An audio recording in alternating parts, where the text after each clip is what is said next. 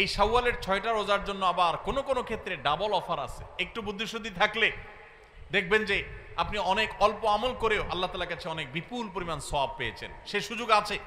যেমন এই শাওয়াল মাসেরও চাঁদের ওই যে 13, 14, 15 তিনটা দিন আছে না রোজা রাখা সুন্নাত, ওই দিনগুলো রোজা রাখেন, পাশাপাশি আপনি শাওয়ালের 6 রোজারও নিয়ত করেন, অর্থাৎ একসাথে ডাবল নিয়ত করেন, ইনশাআল্লাহ সেটা আদায় হয়ে যাবে। তাহলে ডাবল নিয়ত হয়ে গেল।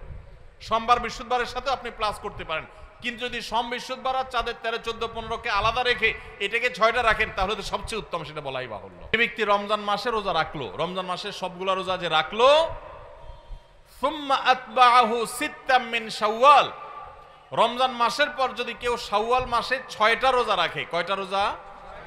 6টা রোজা রাখে। কোন মাসে? শাওয়াল মাসে, যে মাসটা চলছে। তাহলে কি হবে? কানা কাসিয়ামিদ দাহর, তাহলে সে সারা বছর রোজা রাখার সওয়াব পাবে। আপনি 30টা পাইছেন, 30টা রাখছেন, এক মাস রমজান মাসের সওয়াব পাইছেন, সাথে আর শুধু 6টা প্লাস করলে অফার হলো 12 মাস রোজা রাখলে যে পরিমাণ সওয়াব পাইতেন আপনার অ্যাকাউন্ট আল্লাহ সেই পরিমাণ সওয়াব জমা করে দিবেন। তাহলে কোনো বুদ্ধিমান মানুষের শাওয়ালে 6 রোজা রাখা ছাড়া উচিত না। অনেক উলামা একরাম এই হাদিসকে ব্যাখ্যা করেছেন এইভাবে যে আল্লাহ রাব্বুল আলামিন সাধারণত নেক আমলগুলোকে 10 গুণ পর্যন্ত বাড়িয়ে দেন, কোন কোন ক্ষেত্রে আরো বেশি, দানের ক্ষেত্রে 700 গুণ আল্লাহ বাড়িয়ে দেন, কাউকে কাউকে হিসেব ছাড়া দেন। এই যে সাধারণত আল্লাহ তাআলা নেক আমল করলে কয় গুণ বাড়িয়ে দেন? 10 গুণ। কয় গুণ বাড়িয়ে দেন ভাই? 10 গুণ। তো আমরা রমজান মাসে রোজা রাখি, সাধারণত সারা মাস 30 হয় সর্বোচ্চ, কখনো কখনো 29 হয়, 30 বেশি তো আর হয় না। তাহলে 30 হলে 30টা রোজা আমরা রমজান মাসে রাখলাম, আর শাওয়ালে যদি 6টা রাখি তাহলে কয়টা হয়?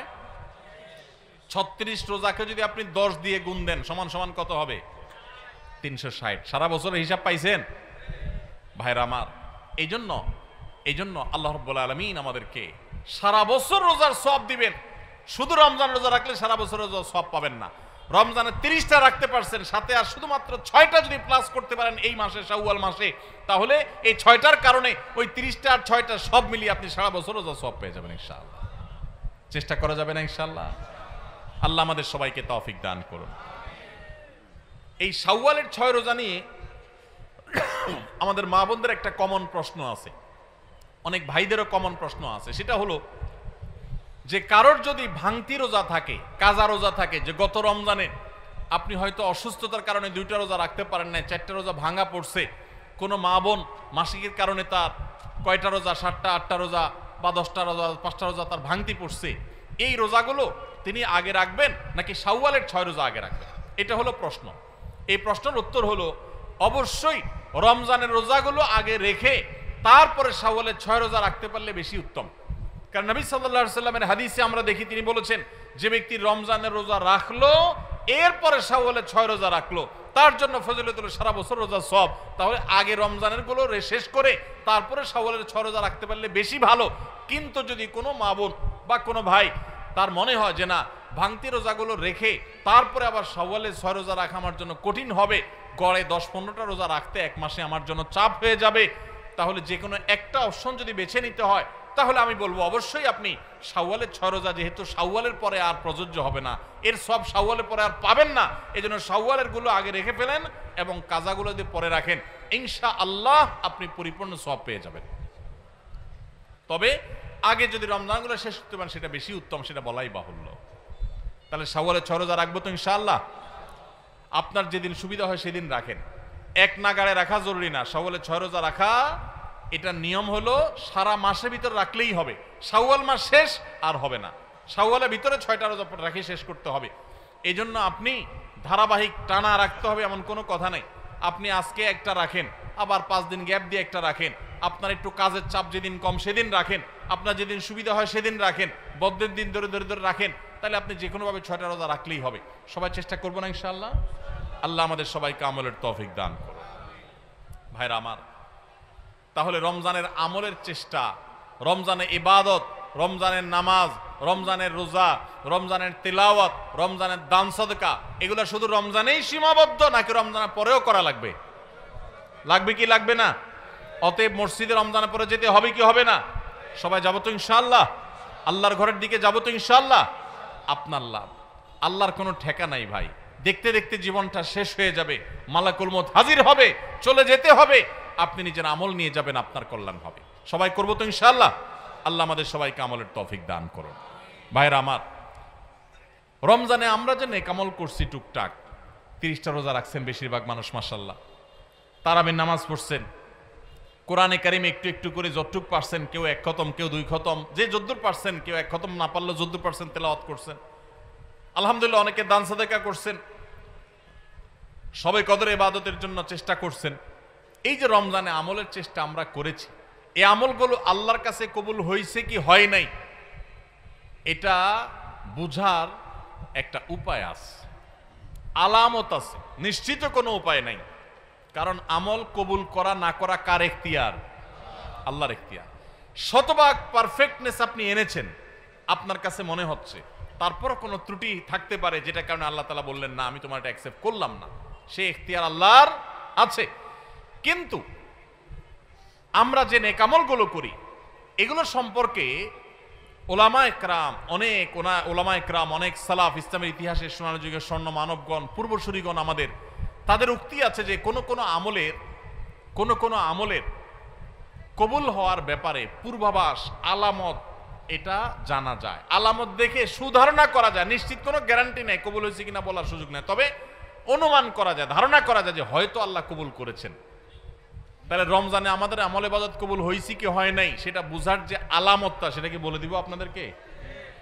তাহলে একটু মাপে নিলেন যে আপনার আমলটা কবুল হলো কি হলো না, চেষ্টা করলেন, উৎসাহিত হলেন, অনুপ্রাণিত হলেন। বলবো আমি সেটা?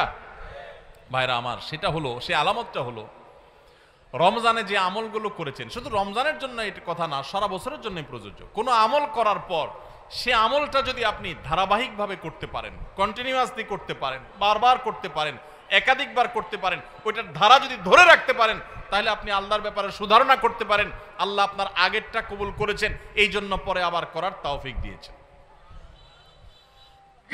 আল্লাহর কাছে আমল এবং ইবাদতের কবুলের একটা ছোট্ট আলামত এটা, যে আল্লাহ তাআলা রমজানে আপনি ফরজ রোজা রেখেছেন, রমজানের পরে শাওয়ালের 6 রোজা রাখার তৌফিক হয়েছে, সোমবার বৃহস্পতিবার রোজা মাঝে মাঝে রাখার তৌফিক হয়, চাঁদের 13, 14, 15 রোজা রাখার তৌফিক হয় মাশাআল্লাহ। তাহলে আপনি সুধারণা করতে পারেন আমার রমজান রোজা আল্লাহ কবুল করেছেন, সম্ভবত, নিশ্চিত না, হয়তো আল্লাহ কবুল করেছেন, সেজন্য আমাকে ওইটা আবার নতুন করে করার তৌফিক দিয়েছেন।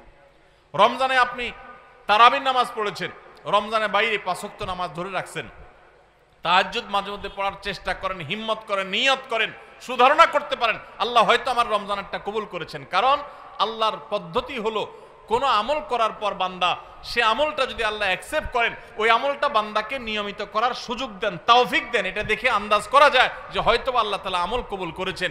আর রমজানের আমল রমজানেই শেষ, একেবারে প্যাক করে ফেলছেন, আর আমলের ধারে কাছে যান নাই, তাহলে লক্ষণ খারাপ। আপনার আমল কবুল হয়েছে কিনা গ্যারান্টি কেউ দিতে পারবে না, হয়তো কবুল হয়ে গেছে, কিন্তু এখানে লক্ষণ খারাপ। আপনার টেনশনের কারণ আছে যে আমি কেন আর আমলগুলো করতে পারছি না, তাহলে কি আমার আমলগুলো আল্লাহ কবুল করেন নাই? ভাইরা আমার, এটাকে আমি একটা উপমার সাথে দিয়ে একটু বোঝানোর চেষ্টা করি। উপমাটা হলো হালখাতা। আপনাদের এলাকায় হালখাতা আসেনি? এখন আগের মতো এত ব্যাপক হালখাতা সিস্টেম নাই। আমরা আমাদের শৈশবে দেখছি প্রত্যেক দোকানে দোকানে হালখাতা আছিল। তো হালখাতার সিস্টেম হলো যে বছরে একদিন হালখাতা হয়, সাধারণত পয়লা বৈশাখে হালখাতা হতো। এখন হালখাতা না, এখন পান্তা ইলিশ। হালখাতার জায়গা দখল করে ফেলছে কিসে? পান্তা ইলিশে। হালখাতা ছিল গ্রাম বাংলার ঐতিহ্য, সেটা চলে যায় ওই জায়গায় ঢুকছে কি? পান্তা ইলিশ। যাই হোক, তো হালখাতার সিস্টেম হলো সারা বছর যা বাকি খাইছেন এই সব টাকা হালখাতার দিন পরিশোধ করে একদম আপনার হিসাব ক্লিন করবেন, পরিষ্কার হয়ে যাবে, কোনো দেনা বাকি থাকবে না। তাহলে এবার আপনাকে দোকানদার একটু মিষ্টি মুষ্টি খাওয়ায়, জিলাপি টিলাপি খাওয়ায়, আর নতুন করে ওই দিনই যদি আবার বাকি চান, যত টাকা চান আপনাকে বাকি দিবে। এই না হালখাতার সিস্টেম?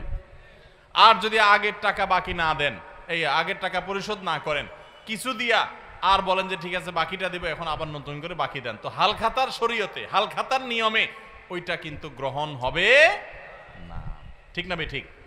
ঠিক একইভাবে আল্লাহ রাব্বুল আলামিন বান্দাকে কোনো আমল করার তৌফিক দেওয়ার পর যদি সে আমলটা আবারও করার তৌফিক দেন, তাহলে বুঝতে হবে আগেরটা আল্লাহ তাআলা অ্যাকসেপ্ট করছেন, কবুল করছেন। সুধারণা করা যায় আল্লাহ হয়তোবা তাকে নতুন করে আমলের তৌফিক দিয়েছেন, ইঙ্গিত দিচ্ছেন যে বান্দা তোমার আগেরটা কবুল করেছি। এই জন্য ভাইরা, রমজানের কোরআন তেলাওয়াত, রমজানের মতো এত বেশি পারেন না, 1 পারা পারেন না, 2 পারা পারেন না, আধা পৃষ্ঠা পড়েন, 1 পৃষ্ঠা পড়েন। এই যে নিয়মিত পড়তেছেন, এটা যদি চেষ্টা করেন আর ধরে রাখতে পারেন, তাহলে সুধারণা করতে পারেন, হয়তো আপনার রমজানের আমল, রমজানের তেলাওয়াত আল্লাহ কবুল করেছেন। আমরা রমজানের আমলগুলো রমজানের পরে করার চেষ্টা করব তো ইনশাআল্লাহ। আল্লাহ আমাদের সবাইকে আমলের তৌফিক দান করুন। আস সুন্নাহ ফাউন্ডেশন, উম্মার স্বার্থে সুন্নাহর সাথে।